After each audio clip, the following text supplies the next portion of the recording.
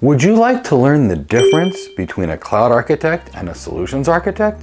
If so, this video is for you.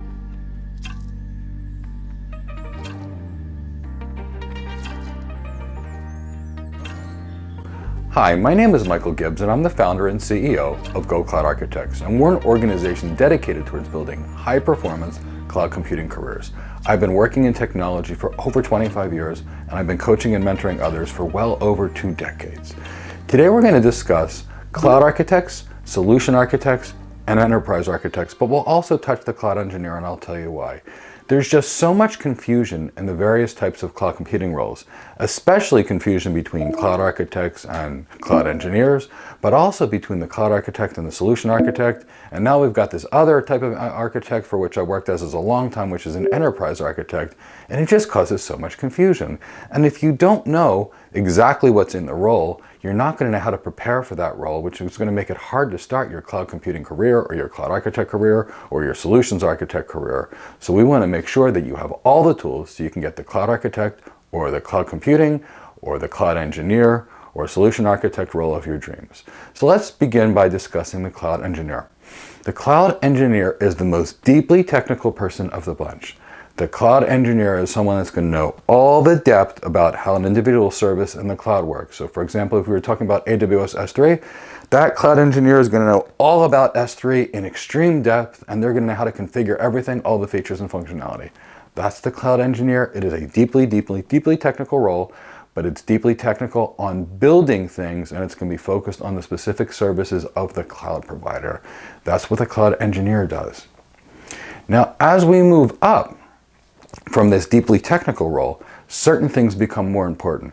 Communication skills are going to become more important. Executive presence is going to become more important. Presentation skills are going to become more important. Soft skills and empathy and emotional intelligence. These skills are going to become increasingly important as we start moving up the architect chain. But there's no role that's better or worse. They're just different roles. So the cloud architect, deeply technical, focused on configuring and building certain services of the cloud provider. So now let's talk about the solution architect. The solution architect is a systems designer. So the systems designer is going to meet with clients. It's going to be a customer-facing role. They're going to ask business, legal, and technical and regulatory questions, and they're going to come up and design an architecture. And the architecture that the solution architect is going to design is going to be to optimize the business's performance through technology. Now, the thing with solution architects is they typically provide the solutions of a single vendor. So a solution architect might work at a Cisco. They might work at an AWS. They might work at a Google or an Azure. It doesn't matter. What they're going to be doing is they're going to be designers of a solution that will use those things. So if a solution architect works at AWS, they're going to give you an end-to-end design using AWS solutions. And if they work for GCP, one of their solution architects, as a rule, is going to give you an end-to-end design of one of the solutions on their cloud. That's what a solution architect does. They are a designer, they are an architect of a single organization's specific solutions. Now, it may include other applications as well, but typically speaking, the solution architect roles are single vendor.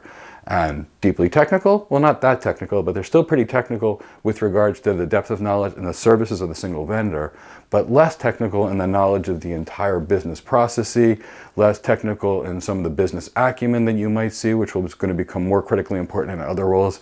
And maybe they don't know necessarily as much about the network, the data center, and the other cloud providers because they're focusing on a single cloud provider, and that's a solution architect. But the solution architect will have a lot of depth of knowledge of the single vendors they're working on, far deeper than anyone else, because that's their role.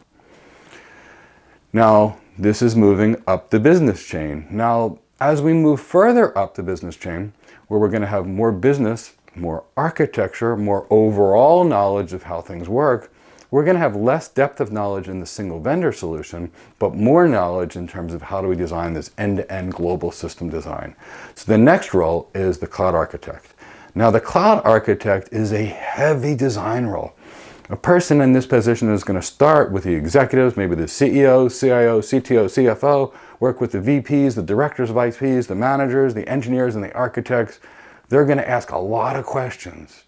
They're going to then do an assessment. They're going to look around at applications, and they're going to design a solution, an end-to-end solution, a global solution for the business that's going to solve all the business's challenges, or at least as many as it can, through the use of the technology. And it might be multi-cloud solutions where you're using multi-cloud providers. It could be keeping everything in the data center. It could be doing something like running a Nutanix or an OpenStack cloud in the data center and then connecting it to a public cloud provider like AWS or GCP, for example. The cloud architect knows how to do it all. And it's a bigger business position, so it's going to be much higher on the strategy focus for business, and it's going to be a little less deep on the individual services of a cloud provider, because the cloud architect needs to know everything all around for the global enterprise solution. So now you know that's the main difference between that and a solution architect. But as we're moving into the cloud architect roles, emotional intelligence, executive presence, knowing how to speak differently to the CEO, the CIO, the CFO, the CTO, the COO, as well as the hiring managers, as well as the directors, as well as all their direct reports. In this role, it's critical because you're going to be a translator between business executives, engineers, and vice versa. And it's a fantastic role with an incredible career potential, because a cloud architect could always work as a solution architect, but a solution architect is going to need a lot more training to work as a cloud architect, because they're going to need much more business acumen, soft skills, emotional intelligence, and more overall system design. Now, the next type of architect we're going to talk about is the enterprise architect. Now, the enterprise architect and the cloud architect, boy, these roles are getting really confused right now, and that's why we're going to talk about them.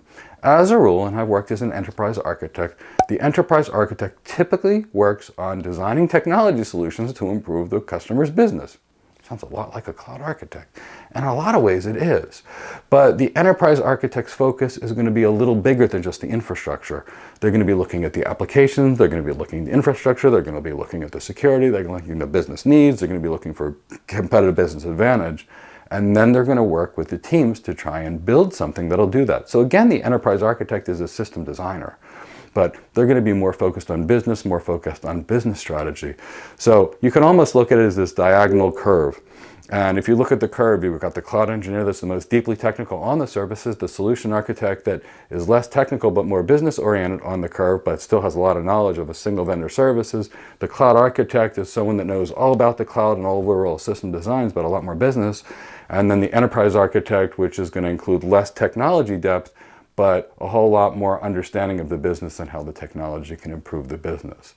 So I hope we've answered your question on the difference between what is a solution architect versus a cloud architect, what is a cloud engineer versus a cloud architect, what is an enterprise architect versus a cloud architect. So we hope you understand this, because when you understand exactly the differences, you know how to study and you can build the cloud computing career of your dreams. Please let me tell you about some free things we do for the cloud architect community. On every Monday and every Thursday, we have an absolutely free How to Get Your First Cloud Architect Job.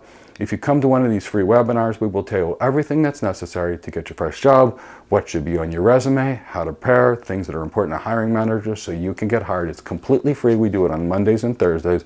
I'll leave a link in the description below. Now, every Tuesday, we have a fun Cloud Architect Experience webinar. And on this webinar, we talk about how you build the technical depth and competency to be capable to do your first cloud architect job. It's a lot of fun. A lot of times I give you guys architectures and you design them on the fly. People really have a good time and they write me such grateful emails afterwards saying how much they learned and how much fun it was and they want to do another one. Can I do one soon? So we're going to do one almost every week if we can, and we're going to do it on Tuesdays. The link for the Cloud Architect Experience webinar is below. Now, most Wednesdays, not all, but most, when we have the time, we do a free YouTube Live where you can ask us any cloud computing career questions and answers, and we'll answer them live. So we do these, typically speaking, most Wednesdays, a Cloud Architect Career question and answer session.